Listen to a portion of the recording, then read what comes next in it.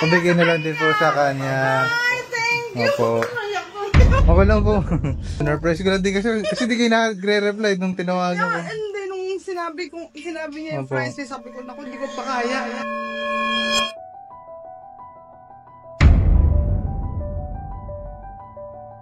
Mga ropa, merong isang comment kasi na pumakaw ng atensyon namin. Subukan natin siyang puntahan ng hindi niya nalalaman. Kunin ko lang yung mga details niya sa mga nalalapit na area.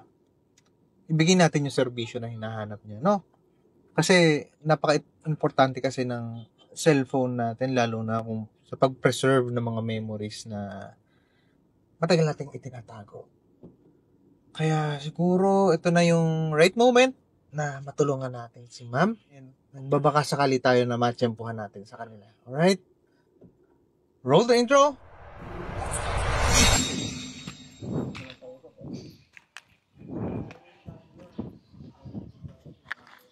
Ito po.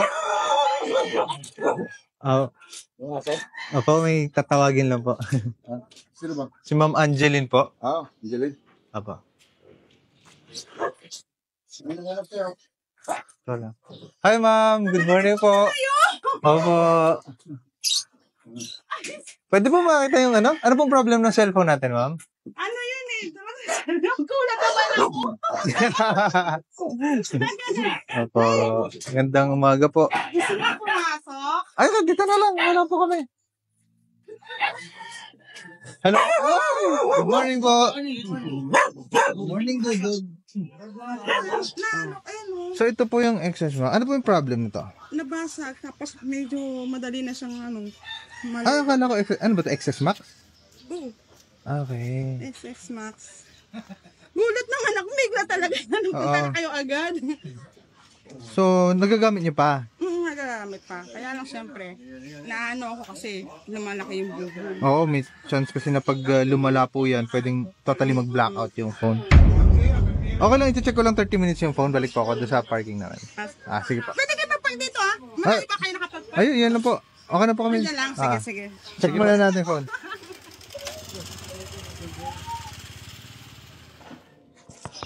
So, mga ropa, alam niya, i-check ko lang yung cellphone niya. Pero sa totoo, dire-diretsuhin ko nang gawin yung siraan ng display dito. Ito. Tapos yung baterya niya, medyo mabilis daw yung consumption, ang sabi niya. Para pagbalik ko sa kanya in 30 minutes, wala nang keme-keme, gawa na yung cellphone. Diba?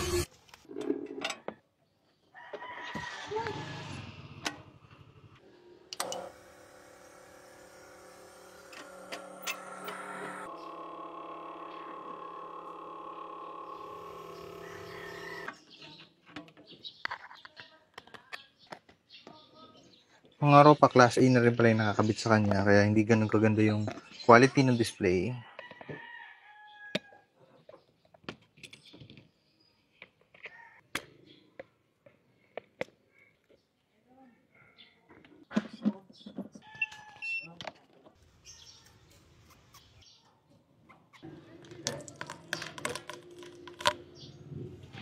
So mga ropa, ito yung kanyang lumang baterya. Ito ay isang iPhone XS Max. Ang pinaka-default niya na mAh is 3,174 mAh. I-upgrade na natin siya ng XS Max na Alpha 1.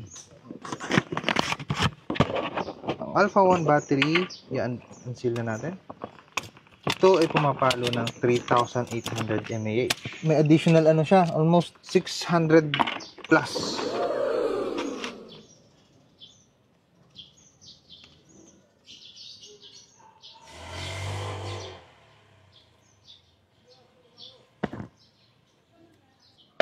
Tapos na tayo.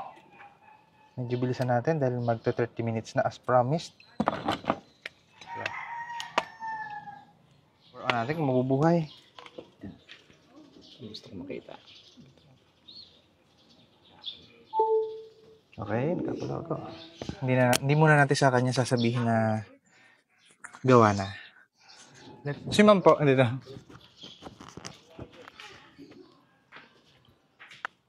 Hello, ay may mga ano pala kayo dito. Pasok na kayo! Sige. Pasok na kayo!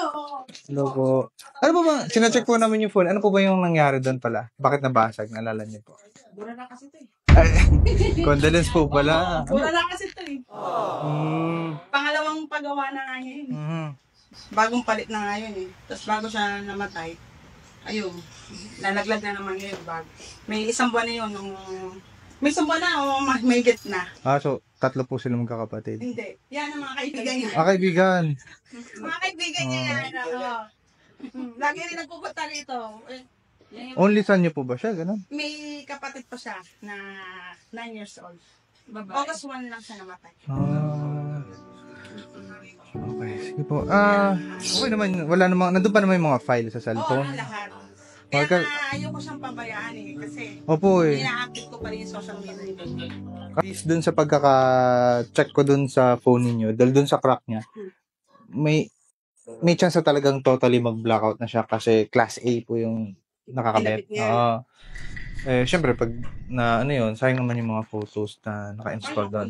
Anong gagawin natin? Pwede i-transfer muna natin yung files niya? Di na po kailangan. Pero alam niyo, nabigay na po yung price range nito if ever magawa, no? Opo. Usually yung ganito nasa 4K to 5K. Ang malaki po, ang bigat, Hindi no? ko nga eh, sabi ko nga eh. Ito. Nabigla nga ako eh. Hindi pa nga ako nag-gosing na. Sabi ko, dito na kayo. Sabi naman ako sa hindi naman ko masyado. Kaya na, ano ako sana nga. Check nga po ng files ko nandito pa. Pinalitan na po namin ng panibagong display. Bili mo. Dilim. Brightness.